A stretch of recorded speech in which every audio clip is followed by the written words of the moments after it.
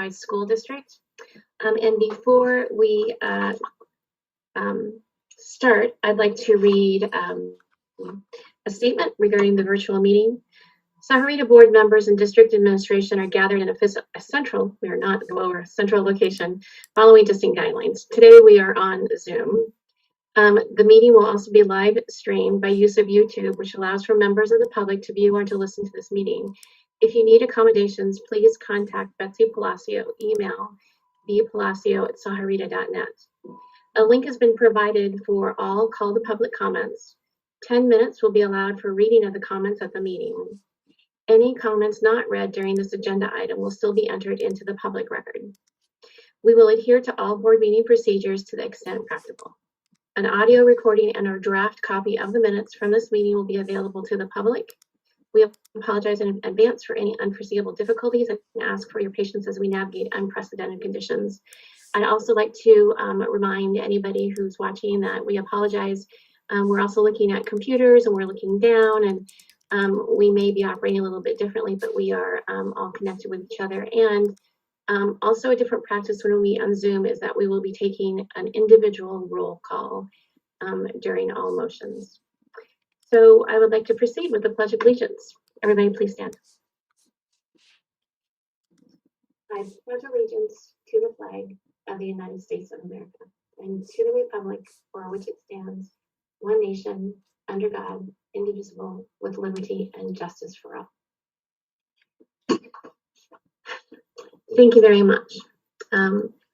Welcome to the very beginning of the year, and this year we have 3 people stepping up for the 3 positions on the school board. I am one of those positions. I'm also the president, so I get to administer the oath of office for myself, Nicole Werner, and Denise Reese.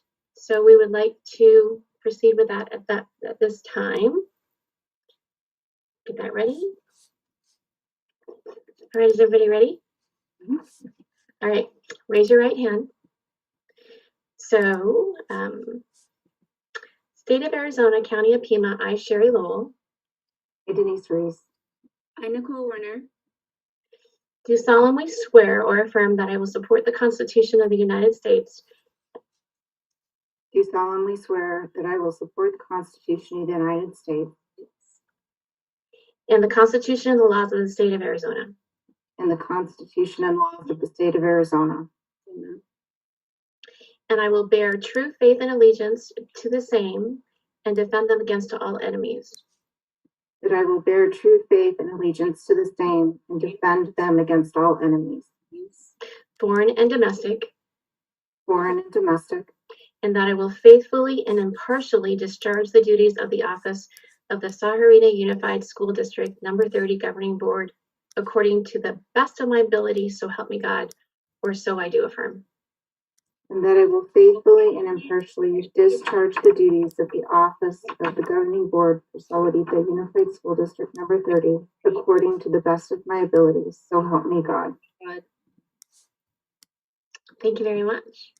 Welcome, Nicole, Denise, it's great to serve with you again. I'm looking forward very much so to the next 4 years. The next order on the meeting, if I'm correct, somebody will flag me down if I am not, is the reorganization of the board. And it's my pleasure at this time to, we're doing this correct, right? Okay, good, just making sure everybody's on the right track. Okay. It's so hard not to see everybody. You know what, just a minute here. All right, good. First up are nominations for board president for 2021. Do I have any nominations? This is John Sparks. I nominate Kevin Alpaca, president of the board. Thank you. So we have a nomination of Kevin Alpaca. Do I have any other nominations? Other nominations? So we have a nomination. Do I have a motion to close the nominations? Denise Reese, so moved. Any second? Second. Oh, second. Thank you. A motion and and so the motion is closed. Now I'll entertain the motion to elect Kevin Alpaca as president. So moved. Second. Do any discussion? All those in favor? Say aye. Aye. Well, actually, I need to do the round table, right? Because we're not in person. I miss it. Okay, so let's go through and do an individual. Denise Reese, Aye. Nicole Werner, Aye. Dr. Sparks, Aye. Sherry Lowell, aye. Kevin Alpaca, Aye. motion carries. Congratulations, Kevin Alpaca. You are president of the 2021 year. And I do believe, is today your birthday? It is. Happy birthday, Kevin. Thank you. I hope we've given you a wonderful gift. Thank you. And Okay. you know, if we were in person, we would get up and we'd shuffle chairs, and we can't really do that. So we're virtually shuffling, and I wish I had a gavel to give you, Kevin, but the meeting is now yours, President. Thank you so much for stepping up. Thank you, Sherry. I really appreciate it. And thank you, everyone else, fellow board members. So the second item under the executive content on the reorganization is the election of the clerk and discussion and possible action. So I will now entertain nominations for the office of clerk. I nominate, Go ahead. John Sparks, I nominate Denise Reese for clerk. If you need a second, I second it. Okay. Are there any other nominations? Okay, we'll close. I need a motion to close the nominations. So moved. Second. Okay. And now we need to make a motion to elect Denise Reese as board clerk for 2021. I make a motion to elect Denise Reese for board clerk 2021. Second. Okay. All those in favor, we'll do a roll call. Sherry Lowell, Yes. Nicole Werner. Sorry, Nicole, we didn't catch your. Yes. Thank you. John Sparks, Aye. Yes. Denise Reese, Aye. Kevin Alpaca, aye. So the motion carries. Denise Reese will be the clerk for the 2020-21 school year. Thank you. Congratulations. Congratulations, you two. Thank you. Okay, continuing with the agenda items, we have roll call. Ms. Palacios? Governing Board President Kevin Opalka, Here. Governing Board Clerk Denise Reese, Here. Governing Board Member Sherry Lowell, Here. Governing Board Member Dr. John Sparks, Here. Governing Board Member Nicole Werner. Here. District Administration Superintendent Dr. Manuel Valenzuela, Present. Assistant Superintendent Scott Downs, Here. Assistant Superintendent Brett Bonner, Here. Chief Financial Officer Lisette Huey. Here. Thank you. And moving on to the next item of our regular agenda, item 2A, approval of the agenda. Yes, sir. Mr. Opalka, you do have in your packet the agenda, and it was revised, so I would recommend approval of the revised agenda as it was presented. I hear that recommendation. Do I hear a motion? So moved. So moved. Oh, second. All those in favor? Roll call. Nicole, Aye. Denise, Aye. Sherry, Aye. John, Aye. and Kevin, aye. Motion carries. Moving on to the approval of the minutes, item 2B. Yes, sir. Mr. Opalka, you have in your packet draft copies of the regularly scheduled meeting of the board from December 9th, 2020. And after your review and consideration, I would once again recommend approval as presented. Your recommendation. We have a motion. So moved.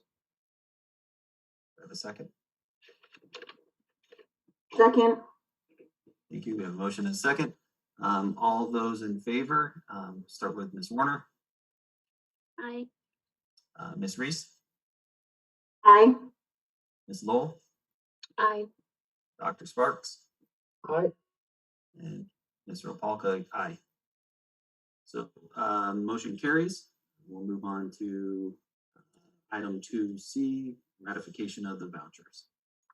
Ms. Huey. Good evening and Happy New Year to all of you. I'm recommending approval of payroll vouchers 12 and 13, totaling $3,455,523.95. Expense vouchers 2127 through 2130. New expense vouchers 2137 through and 2138, totaling $4,860,190.45 for a grand total of ratifications and new vouchers of $8,315,714.40. Thank you, Ms. Huey. Here I have a motion. I'm sorry, I have the recommendation. Do I have a motion? So moved. Do I have a second? Second. Thank you. We'll take a vote. Ms. Warner, Aye. Ms. Reese, Aye. Ms. Lowell, Aye. Dr. Sparks, Aye. and Kevin Alpaca, aye. Thank you. Motion carries. We'll move on to item 3A, the superintendent report. Dr. Valenzuela. Thank you, Mr. Alpaca. A few things to share. First of all, I just want to extend my appreciation for the opportunity to, again this year, work with such a professional and student-centered group of public servants. By that, I'm speaking, of course, of the members of our board. Ms. Warner, I'd like to welcome you to the team, and I'm excited for the ideas, the energy, and the service that you're going to contribute to this group. And Mr. Alpaca and Ms. Reese, thank you for accepting the call of these leadership positions to which you've been elected this evening. Looking forward to a great year. Just a few things to share.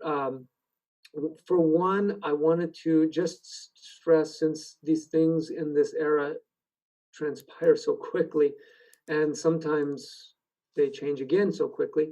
You may have heard yesterday in media reports that the Arizona Interscholastic Association made a decision which was different to a decision that they'd made just 4 days ago or 5 days ago in regards to the fate of the winter sports season, which is soccer, basketball, and wrestling.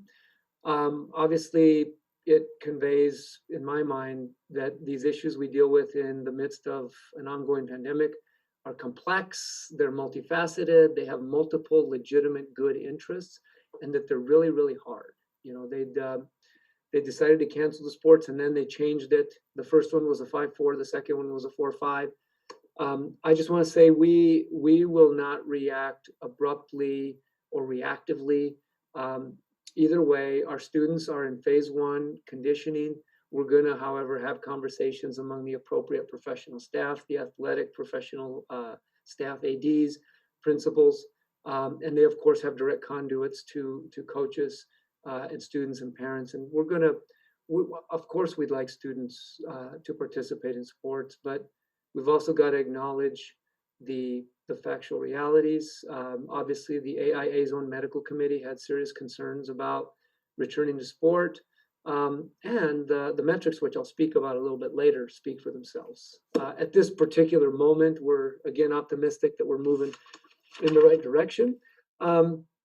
Speaking of the pandemic, I understand that one of the exciting parts of hope right now is the prospects of the vaccinations being rolled out.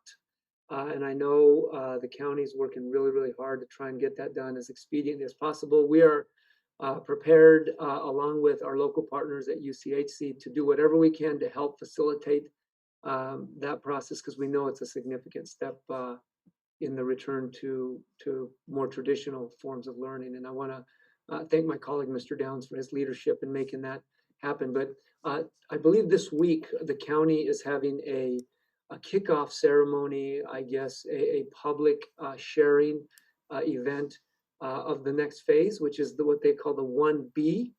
And that, of course, is targeted upon law enforcement individuals, educators, and also citizens that are over the age of 75 years old. And so they asked for a representative. They're assembling representatives from each of those groups for this event, and they picked our own Sarah Mora, who is a teacher, a CTE teacher at Wrights and Ridge. So Sarah will not only represent all educators in Pima County, but she'll, as always, shine a bright light on Sawarita. I'm also pleased to share that the semester is off and running. Remote learning is continuing to evolve, to grow, and to develop. And by many indicators, we're making progress, we're working together, we're solving problems, and instructionally, in terms of assessment, grading, communication, and really promoting quality educational outcomes, we're moving forward, and school is happening every day. And then finally, this evening, I'd like to congratulate the Sawarita High School cheerleading team. Again, even in the midst of a pandemic, to the extent that's safe and possible, we were able to support their participation last semester in this event, and they are state champions in game day cheer. So congratulations to the SHS Mustangs on continuing to shine a bright light. We know that even in a pandemic, Sawarita continues to shine. So with that, my report is concluded. Thank you very much, President Alpaca and members of the board. Thank you, Dr. Valenzuela. Are there any questions or comments? No? Okay. Move on to item number 4, the governing board reports. And we'll start with Denise Reese. I just want to put a shout out to the teachers and staff and students who are back. We're working in full. It's definitely, it was amazing to me how difficult it was on that first Monday back to get the gears turning again. But successfully been able to do that, and at least from a student standpoint, it was difficult for them to get their gears moving again. But thank you again to the teachers who sort of jumped back in both feet, making a big splash, and definitely getting our kids going again. So thank you very much. Thank you, Denise. We'll move on to Dr. John Sparks. I just have to echo Denise's gratitude for teachers and staff for getting things going this last week and kind of getting things moving. Well, we can I appreciate that, and I also have to say I'm grateful to be serving again with Denise and Sherry, and look forward to working with Nicole more as you come on and serve on the board. I think I'm grateful regularly for serving on a board with individuals that are even-keeled and student-focused, and take the responsibility of this seriously, and comport themselves in a manner that is constantly professional. And I just really appreciate that, and I look forward to working with you all again. Continue to work with Kevin as we have been this couple of years. So that's all I have to say. I'm just grateful, and especially these times, things are hard. I'm just grateful for that kind of even, consistent, forward motion and ability to be responsive as appropriate to plans and consistency and regularity. It just makes things easier in this tough time for lots of people. So I just appreciate that. I look forward to working with you. Thanks, Dr. Sparks. Ms. Sherry Lowell. Thank you very much. Again, I'd like to thank all the staff and teachers for starting out the second semester the best that we possibly can. I am so grateful for vaccine rolling out 1B, and for Pima County to do everything possible to open the gates so that our educators those who want to can be vaccinated, and we can get these kids back on campus. I know everybody here wants to see that, and to think that we are 10 months out, to think back in March, if we would have thought that it would be 10 months, and here we are. And there's so many, record breaking, and I am just beyond excited, and I just am so grateful. And I'm really hoping that those floodgates can open so that we can open and that we can continue to support and our community. So many are affected by it.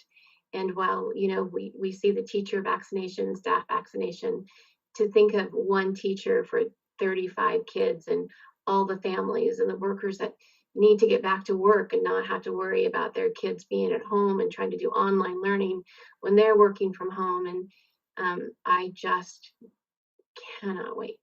And I am sincerely grateful as I look across the Zoom screen, and each one of us are so very different on the board, and yet John was right. I so appreciate the professionalism and the commitment that we have to work together so that we can do the best for the kids in our community. And I'm extremely grateful for everybody else on this board as well. So I just wanted to say thank you as we start 2021. Thank you, Kevin, for stepping up, and Denise, and I look forward to working with you and and supporting everyone any way that I can. So thank you. Thank you. Ms. Nicole Warner, have anything you'd like to add? Hi, thank you. I just wanted to say thank you to all of you, all the members, all the administration for welcoming me to the board. And as everyone was saying, I'm really grateful for all of the teachers and the staff, but I'm also really grateful to have this opportunity to be more involved with the community and serve the community during such strange times, for lack of a better word. So I'm just really happy to have this opportunity, I guess. And I was very unprepared to say something today, but here we are. So thank you and happy birthday, Kevin. And yeah, that's it. Thank you. I'll do better next time. That's great. Thank you very much. And I want to thank you three ladies for committing to another 4 years on your of service to the Sahuarita Unified School District. It's a big commitment. It's a volunteer, right? Elected position or appointed position, depending on the number of people who are running. And maybe not everybody out there understands that this is a crucial and critical position to help our schools function and execute daily and serve our community. So I really appreciate you all stepping up and answering the call. And I'm looking forward to helping lead the board as the president this year and continuing to work alongside everyone. It's a difficult time. It's troubling for some, I think most, and we will get through this, and I'm excited about what lies ahead and the adventure and the path that we take to get there. Thank you.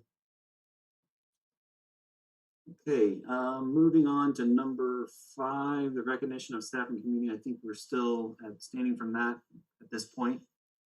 Correct? I don't see any on the agenda. So moving to item number 6, the call to the public. Ms. Reese, I know that you were just elected. Typically the clerk handles the reading of the content. Do we have any public comments that need to be read? There is actually no items on call to the public tonight. Okay, thank you very much. Just a reminder, there is a link available. And if you have an item that you wish, we allot 10 minutes for reading those items during this format. And when we get back to person, you have the typical 2 minutes, right? Thank you. We will move on. Item 7, I see no new business under instruction, no new business under business. So item number 9A, the road back plan. Dr. Valenzuela. Thank you, President Alpaca, members of the board.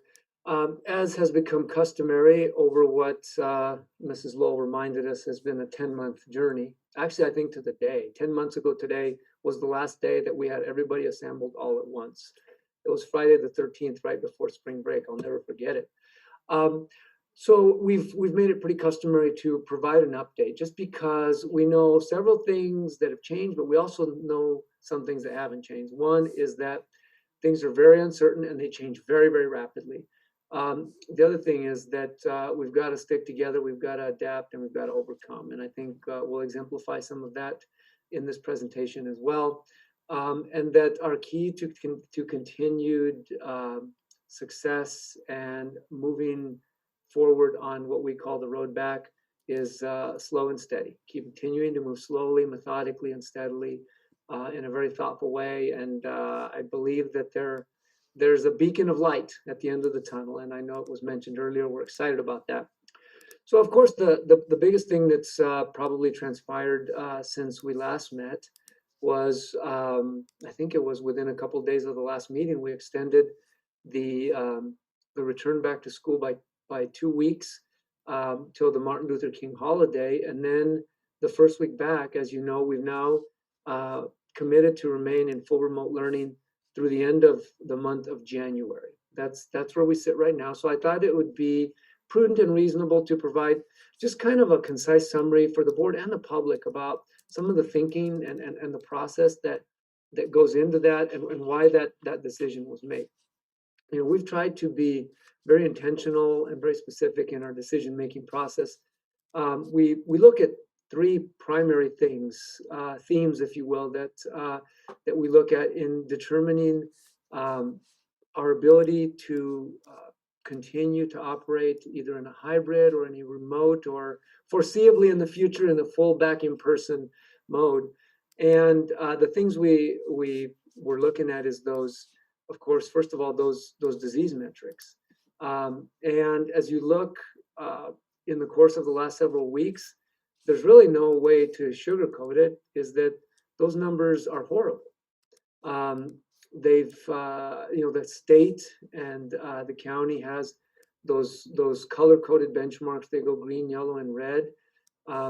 And they're looking at infection rates per 100,000 people, test positivity, the percentage of tests that come back positive, and also the hospitalization rates, the percentage of people that are going to the hospital for COVID-like infections. And basically anything over 100 is substantial community spread. The thresholds for test positivity and hospitalization percent are both 10. So anything above that is in the red. And we moved into the red in the fall, and it became challenging toward the end to be able to manage that situation. As you see on the presentation slide, on December 15th, the infection rate was 360, so 3 times more than the threshold for substantial spread. And similarly, you see that both the test positivity at 12 and the hospitalization rate at 10 were above the threshold. And that's when the decision was made to come back these 2 weeks. Well, as you look on January 7th, when determination was made to extend that, you can tell that even by the very magnified thresholds that our community as a county was demonstrating on the 15th of December, those were significantly dwarfed on January the 7th. So we're already above the red, and then we significantly surge above those numbers to what was 551 on the 7th, and then you see a positivity rate of almost 20% and like just over 15% on those hospitalization rates. Really, those numbers tell the story that we're all aware of. Hospitals are struggling to make sure they're delivering the level of service that they're committed to for patients, but that the sheer numbers and surge creates a significant amount of stress. So, you know, in the overall determination, this data that we said we were going to follow just became pretty compelling and clear. That despite what we were trying to do, it just wasn't prudent to try and continue at this particular moment. And these things do move moment by moment. The next slide shows kind of a color-coded visualization. It just basically summarizes what I just said. The little kind of narrow green band just shows it graphically how wide the representation is at the threshold of 100 cases per 100,000. So you can see that the yellow was quite a bit above that, and then the red shows how it surged even significantly above that threshold. So again, we look at spread. We also look at the recommendations of the county health department. And I just wrote it as a quote that I took in my own notebook in one of my conversations with the senior staff at Pima County Health Department. Because they've been very supportive and provided very good counsel to us. And I flatly asked, what do you foresee about the timeline for when we could consider moving back into the hybrid? And the quote that I wrote is, can't endorse hybrid in January. And they were very clear about that. And again, when you look at the data, it does seem like a logical conclusion that you can draw. And I would further contextualize that by saying that this is the health department that has been very strong and very supportive of our continuing, and all schools continuing, hybrid learning, because we know that these things are not simplistic. We know that these decisions are tough and they have many important considerations, like the social and emotional learning of students, the mental health and well-being of students, the academic outcomes of students, which we know for most students is best the closer they can get to traditional in-person learning. And they also know, and I say it proudly because they've said it to me, that our mitigation plan is very strong and followed with fidelity and attention to details. So they've been very supportive, but even the health department at that point said we just can't endorse in-person learning. Well, they always say we'll support you no matter what you do, but they said we can't endorse it and recommend it through the end of this month. And of course, this is changing, so we're hopeful that perspective will also change over time, and we believe it will. I did want to note, because my colleague Mr. Downs does a great job of providing me daily updates on those trends beyond the Thursday updates that the county and the state puts out. And it's anticipated that 551 number tomorrow is going to be 700 at least.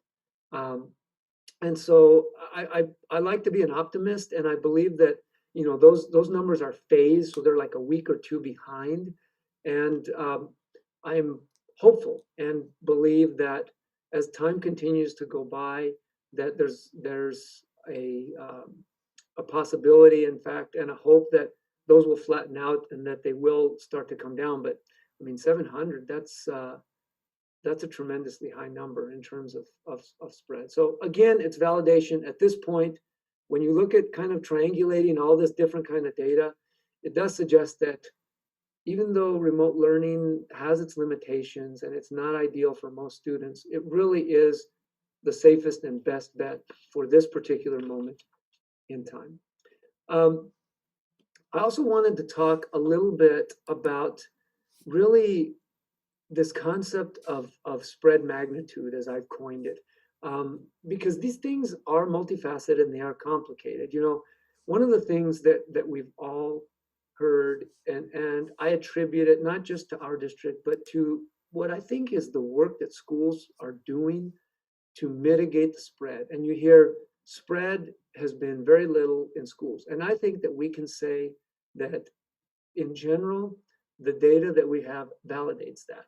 The evidence that we have is that a relatively very small percentage of those, even possibly, are transmissions that are taking place in the school. It's in the single-digit percentages. In fact, the suggestion and the hypothesis of our county health folks is that it's happening in the community in various ways. And so part of that is because of the mitigation. It's kind of like we're an island, or as they've been using in the sports world, the professional sports world, they call them bubbles. They put them, they put the NBA players like in their bubble at, I think it was at Disney World. And that ours is not, of course, that sophisticated or that clean. But in other words, people do go home at the end of the day.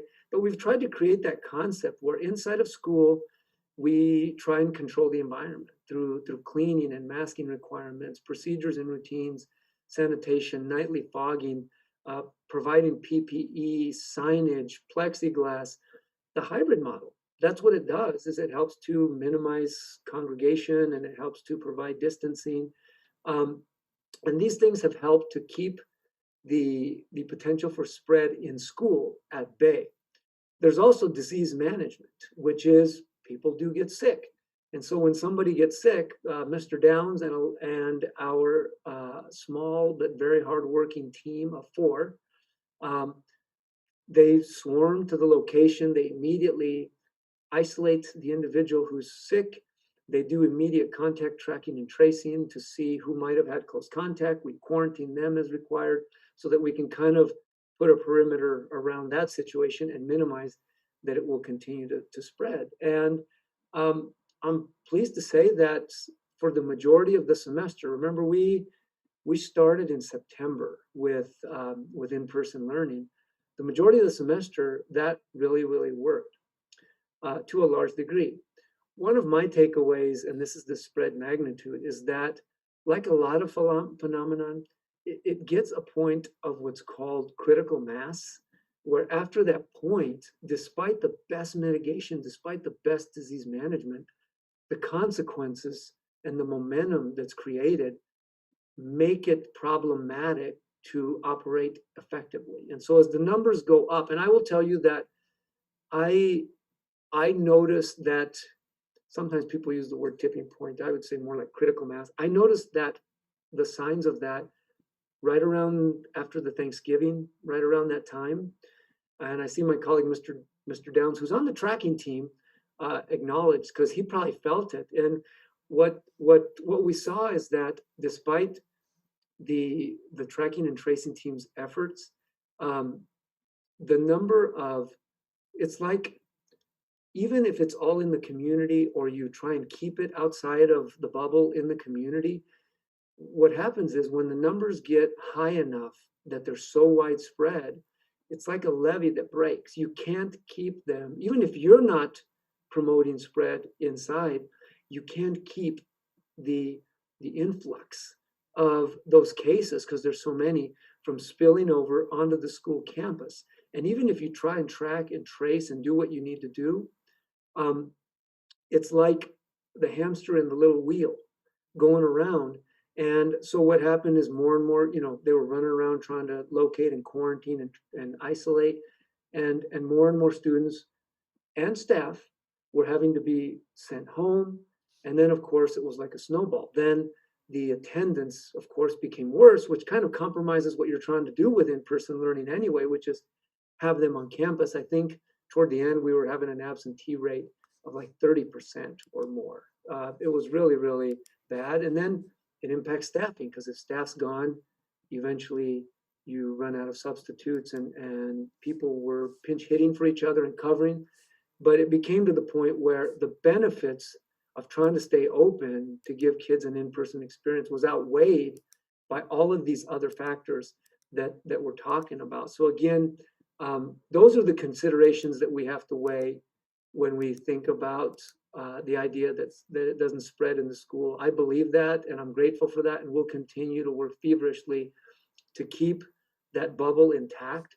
But I've learned, and again, the School of Hard Knocks experience is a great teacher, that when you get to certain points, you've got to watch for these signs, because you do have the issue of spread and its impact on critical mass. So I want to talk a little bit about this transmission, and I'll go quickly on this one because it basically stresses a point that has been validated by the county and I think by our peers in other districts. I just looked on the site that Mrs. Woods has been maintaining for us from the beginning, which is we look at all of those cases that touch the school campus, meaning that they're identified, that we zoom over there, not Zoom meeting, but actually move over there very quickly, track, trace, isolate, quarantine. And there, I counted 63. I saw that there were 4 cited where there were possible transmissions. And we know that with spread, it's not always easy to tell exactly where somebody contracted the virus, but even possible transmissions, I think there were 3 or 4. And by the way, they all at our school happened to coincide with the secondary level, which is to say middle school and high school. So again, it was a suggestion, a piece of evidence that the mitigation is having an effect, and also that the younger kids, in terms of how we plan to phase back, that the younger kids definitely seem to be showing that there is not as much evidence of documented cases, and certainly not spread at the elementary, and that increases with age. So just to kind of round out my presentation, and I'd certainly be glad to talk further, answer any questions, is so what are our next steps? And I kind of, when I had that comment from the county, and I think I was talking with Dr. Garcia himself in that call, and I asked him, I said, look, these numbers are so high, so you're telling me that January doesn't seem like a very viable time frame for any kind of in-person learning. What are the next steps? What are you looking for in terms of our decision making to try and come back? And I think that we all understand that the numbers are so high right now that the time frame for returning to the yellow under 100 or the green under 10 is foreseeably in the distance somewhere. And again, balancing the student-centered reasons for striving and desiring to be in school combined with the mitigation. Of course, we're all very excited about the coming vaccination program.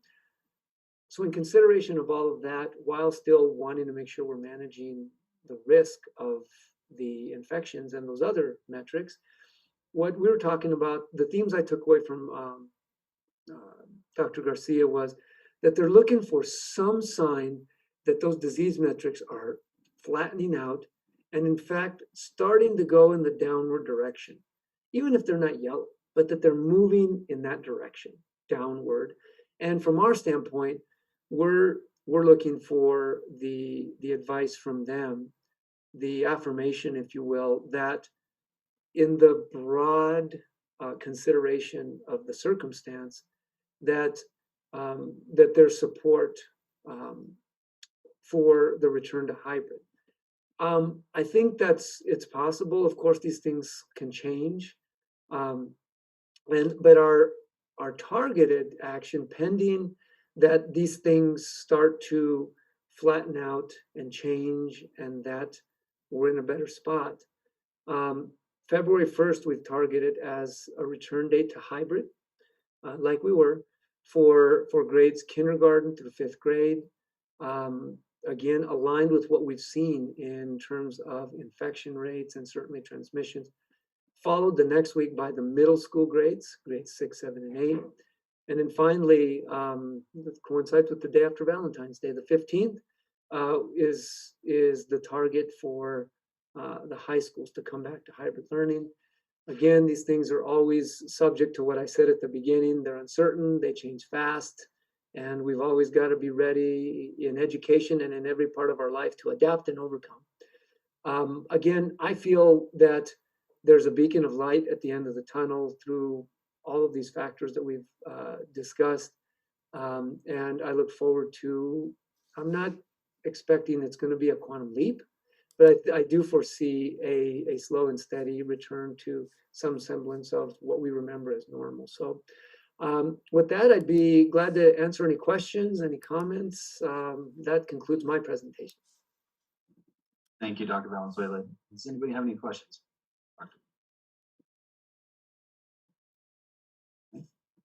Only one I have for you, and I know you don't have a crystal ball, is vaccinations are a two-part, right? There's the first part, and then there's the second dose, right? Or the first dose and the second dose. I know while we're all excited to have the opportunity to get our vaccinations, the immunity or the protection isn't really afforded until that second dose is received. And so I think we need to be methodical in our reactions to that effort, right? That even though we may have the opportunity to receive our vaccinations coming up, the first round here soon, beginning after Friday, I think is when they're starting to roll them out here in Pima County. We still have a long way to go to meet that. I think the second dose is a month out, 4 weeks, 3 weeks, something like that. So it won't be probably until sometime in March when we're seeing the benefits of that, vaccination effort, right? No, I think that's a great point, Mr. Palka. I actually asked a comparable type of question to Dr. Garcia. I actually asked him, like, if they foresaw that that we were going to need to wait until full vaccination to return to in person. And he didn't say that at all. I think we all understand that this is going to be a process. And I understand, like you, that there's every step is a step forward. So when you get your first vaccine, over time, I think, like you said, 2 weeks, there is definitely an immune response that is emerging and developed, but that the full, I think, 94 or 95% that these vaccines have is not until a couple weeks after you've had the second dose. So, I mean, my mindset is that this path to immunity, to protection, is it's not like a jump from one step to another. It's not a quantum leap. It's kind of like a turning of the dial on your stove, or on that kind of an apparatus, where it's going to be slow over time. But I think our orientation toward it will be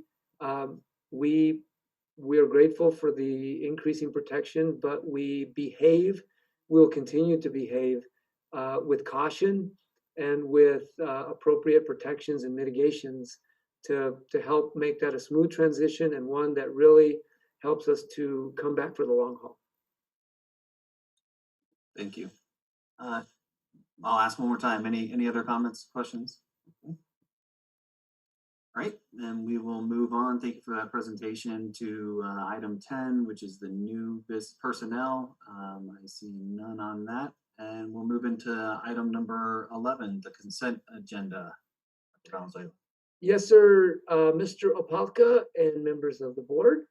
You have a consent agenda, which again is a comprehensive list of routine matters that may be taken in one complete motion, and I do recommend approval of the complete consent agenda at this time. I hear a recommendation. Do we have a motion? So moved, John. Second. And I realize I hadn't been opening up for any discussion. That this is definitely an area where we sometimes see that. Anybody have any discussion? One thing I wanted to note and say thank you is to the County Fair White Elephant Group for their donations. I didn't total it up, but there are tens of thousands of dollars in donations, and every year they support the district and our endeavors to provide well-rounded education to the children, and wanted to let it be known that we really appreciate that. Absolutely. And appreciate their partnership. No other comments. We have a motion and a second. I'll take a roll call vote. Ms. Warner?